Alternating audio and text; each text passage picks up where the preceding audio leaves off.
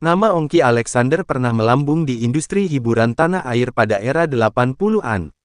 Ongki terkenal bermain dalam film catatan Si Boy yang dirilis pada 1987.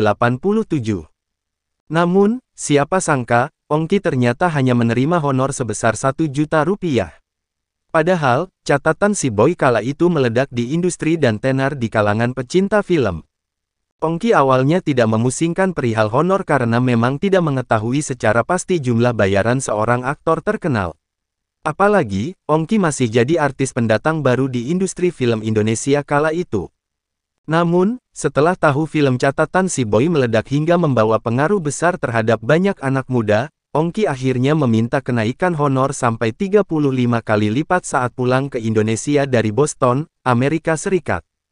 Sejak itu popularitas mantan kekasih Paramitha Rusady itu terus meningkat. Di puncak kariernya, Ongki memutuskan menikah dengan pengusaha Paula Ayustina Soroinsong.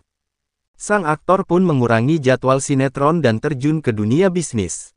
Meski jadi superstar di usia muda, tidak menjamin kesuksesan di masa tua. Tidak selalu manis, Ongki Alexander pun pernah terpuruk secara ekonomi, terutama saat dirinya memutuskan untuk menghilang dari dunia hiburan dan fokus berbisnis. Saya gak siap untuk jadi bintang, ucap Ongki dalam video di akun YouTube Ferdi Elemen. Di masa mudanya, Ongki mengatakan bahwa muncul sifat jumawa di dirinya yang sedang naik daun. Karena hal itulah, Ongki mengaku bahwa dirinya banyak melakukan kesalahan. Usai bercerai, Ongki mengatakan bahwa dirinya harus memulai semuanya dari nol.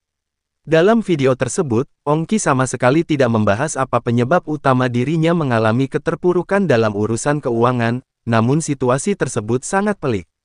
Selain isi rekening ludes, dia pun hanya bisa mampu makan 2 kali sehari saja. Bahkan, saking susahnya, Ongki sampai terpaksa menghemat uang dan hanya bisa makan 2 kali sehari dengan menu makanan roti sobek. Meski demikian, tokoh utama dalam film catatan Si Boy ini punya satu tips untuk menghadapi badai kehidupan, yaitu, terima dan berdamai ke diri sendiri. Saat usia Ongki memasuki kepala 5, fisik Ongki sudah tidak lagi sebugar dulu layaknya saat masih memerankan karakter Si Boy. Ongki sendiri mengakui bahwa hal tersulit yang harus dilakukan adalah menerima kondisi tersebut. Itu yang paling berat, kenapa? Karena ketika gue sadarin sekarang ini, kita mau start sesuatu ngak mudah, kita sudah dalam kondisi seperti ini, fisik kita begini, udah ngak gesit seperti dulu lagi, imbuhnya. Ongki juga mengatakan bahwa, orang lain bahkan tidak percaya bahwa Ongki berada di titik terendah dalam keuangan. Apa yang dilakukan Ongki saat itu adalah berdamai dengan diri sendiri dan mulai menerima semua keadaan. Dalam kondisi ini, Ongki menyadari bahwa sangat sulit untuk mencari pekerjaan baru, oleh karena itulah keputusannya untuk berbisnis menjadi semakin mantap. Ongki tidak memaksakan diri untuk merealisasikan sesuatu yang tidak masuk akal.